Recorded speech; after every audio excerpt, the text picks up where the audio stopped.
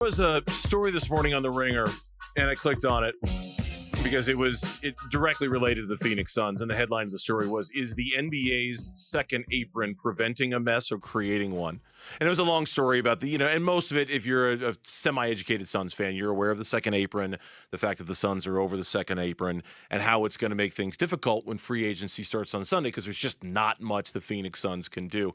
There was a quote in that story, Kel, that stood out to me. And again, not a surprise for those of us who kind of know how this works.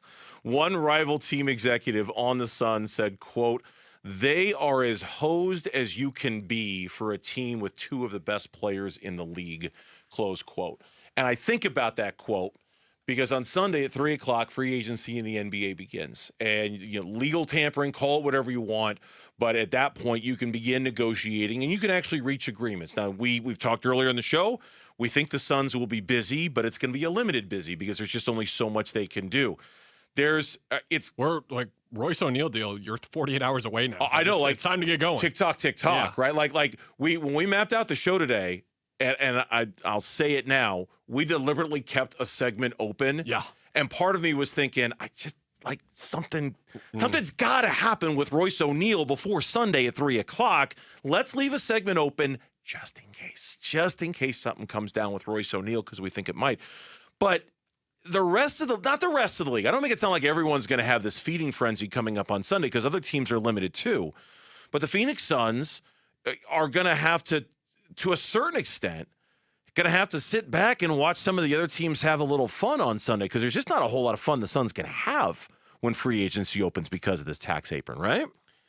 Yes, and part of me is like, this is what you guys wanted when they get tabbed because there are other teams in their position. Don't get me wrong. There are other teams that are screwed this summer if they really want to upgrade their team. Minnesota did one of the most fascinating things in the draft, Burnsy, where they did what we talked about with the Suns. 2031 unprotected first-round pick. They don't move up. They get the 8th overall pick for that and a swap and select Dillingham because they didn't really have any other way to upgrade their roster. There are other teams across the league that are dealing with this, but at the same time, this is a team that the Windy story, we're going to blow through the second apron. It was we're going to show how this doesn't. So they are the second apron team that everyone thinks of that gets that identity, but they can upgrade their team, but they can just do it in a very limited amount of ways, which we've highlighted a lot of, but other teams are not in that position. And that's kind of where we're going here because while the Suns are once again kind of limited, again, unless they explore the trade market, and this is where we talked about this yesterday, the day before yesterday, kind of the ace up the sleeve of the Phoenix Suns is Matt Tellem, the new executive that they hired in the offseason, whose specialty is said to be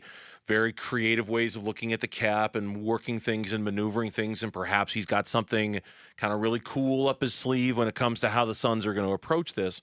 But as of right now, what we are expecting is a few vet minimum guys, because that's what the Suns can do.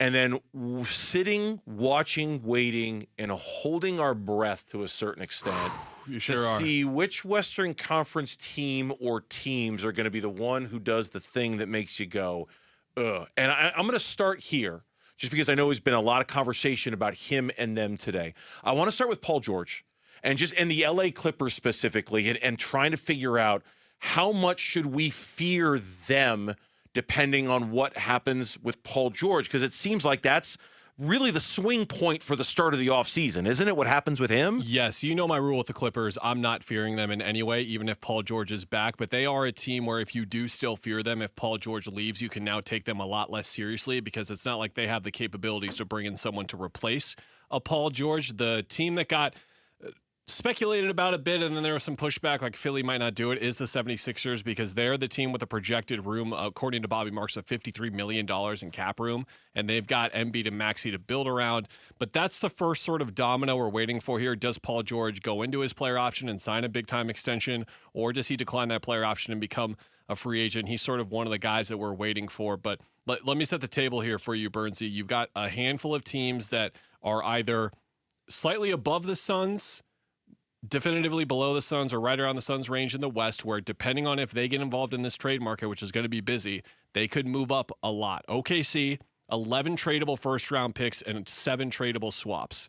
Clippers don't really have much to work with. The Mavericks have the salaries. Tim Hardaway Jr., that move by them this morning, by the way, Quentin Grimes went through a tough year of injuries and didn't look like himself, but he was a player for the Knicks before he got traded. They have 2 tradable firsts and 3 swaps as well. The Lakers have a lot of big salaries. They have 3 tradable first-round picks and 5 swaps.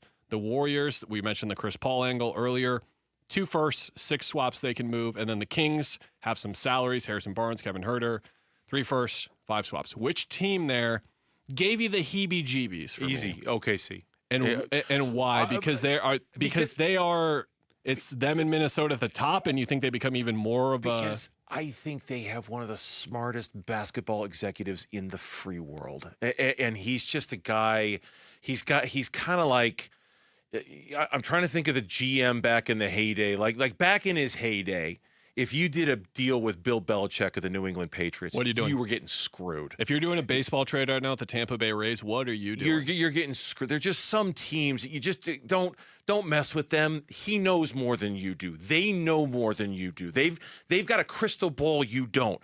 Oklahoma City to me is that organization where I am so scared of their ability to prey on the dumb, weak people in the NBA. All they've shown is that you should get talented, large ball handlers, guys who are able to get. And what does everyone allow them to do in the draft? Lets Nikola Topic slip. He's going to be a red shirt, and he's a large point guard who can do a lot of things. Now Josh Giddey has a replacement instantly once that kid gets healthy. And then they get A.J. Mitchell, one of everyone's favorite sleepers in the draft, who's a ball. It's like, why do you guys keep letting them get these guys? I don't fear the Clippers as much. That you're right. That really has lost some teeth for me. Is Dallas a move away? Do you think if they? So let me go through names. These are the names that everyone's watching. There's Jimmy Butler is one for sure. Brandon Ingram, Trae Young, or DeJounte Murray. Darius Garland, it doesn't seem like Donovan Mitchell's going anywhere. There's Zach LaVine. Bruce Brown picked up his player option today. He is going to get traded at some point here, just where. And then our old friend Cam Johnson as well. Is there a name where you plug them into the Mavericks or the Lakers or the Warriors or the Kings or OKC where you're like, ooh, I don't like that at all? A name, I wouldn't say there's a name specifically. I think Brandon Ingram is the one who's most likely to be somewhere else. Well, no, Brandon Ingram and DeJounte Murray or Trae Young are 3 guys that are like guaranteed to be somewhere else when this thing is all said and done. I would put the Mavericks as the team that I probably fear the second most. I'm completely over the Lakers thing. I'm not worried about them at all. Not at all. The team that I haven't figured out whether I should be worried about is the Golden State Warriors. I don't think I am. I think that they're but there's something about their unwavering commitment to try every year that is hard to think about. It totally threw a wrench in their season. They were really good at this in the second half of the year. Once they got the Clay thing figured out off the bench, does Clay come back? We'll see. But to me, I think if you're a Suns fan, I think what you're worried about is Lakers, Warriors, and Kings. Keep an eye on those 3 teams because I think the Suns are comfortably in a top 6 spot right now. Those are 3 teams I don't have comfortably in a top 6 spot. But if they make an addition, by the way, the Lakers, we were talking about this earlier, me and Jamal were, like, them getting Dalton Connect at 17 was outrageous. Like, they just get a plug-and-play shooter. He's their best shooter right now. Them falling to 17, outrageous. Keep an eye on those types of moves for those teams. Thanks for watching Burns and Gambo. Click to see more from the guys and hit the button in the middle to subscribe so you never miss a video from Arizona Sports.